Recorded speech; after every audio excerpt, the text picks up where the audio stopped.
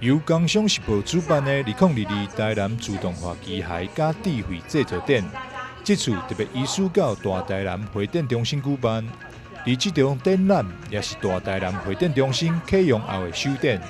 21日下晡，官方特别联合主办单位工商时报举行大台南会展中心启用以及机械展联合开幕仪式。副总统赖清德、经济部长王美花、台南市长黄伟哲、大台南会展中心董事长叶泰明、工商时报社长陈国伟、台湾机械工会理事长魏灿文、台湾工具机甲零组件工会理事长许文宪等贵宾，一同见证这个时刻。各位台上贵宾，轻触平板，大台南会展中心今天正式开幕，贸易之岛，世界台南。今天非常高兴回到台南，参加我们台南国际会展中心启用典礼，同时也参加《工商时报》所举办的自动化机械以及智慧制造展。我特别要代表蔡英文总统恭喜我们台南市，也恭喜林佳人。同时呢，要祝今天的活动顺利，未来的营运圆满成功，推动台南蓬勃发展。将台南一并推向世界的舞台。大台南会展中心呢，其实它不只是一个空间，在这个地方呢，其实我们欢迎来自四面八方的朋友，有创业家精神的朋友们齐聚一堂，交流想法，相互启发灵感，共同学习。大台南会展中心是一个产业交流的平台。也是一个知识的殿堂。2022台南自动化机械甲智慧制造展，这次总共有190间厂商参展，也因为参展踊跃，将原本只会当设600台的展场扩大到730台，由此嘛显示出展览的热门甲成功。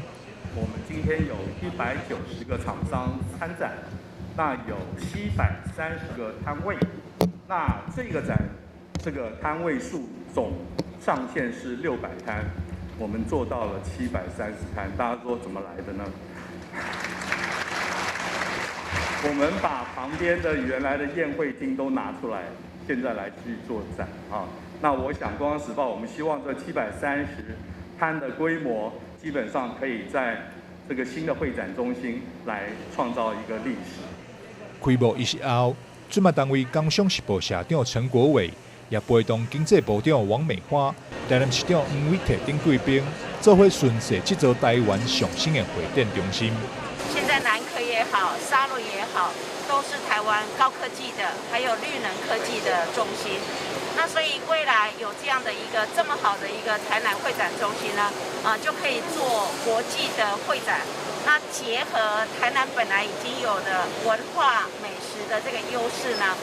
看起来对吸引国际的展到台南，又是一个非常好的亮点。一开幕就有一个大展，就是自动化机械展。我们将会在这个展览中呈现台南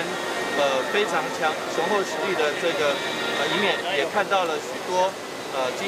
自动化机械能够引领台湾的经济发展，做工业生产，成为下一个时代很重要的一步。工商时报举办台南自动化机械展超过30档，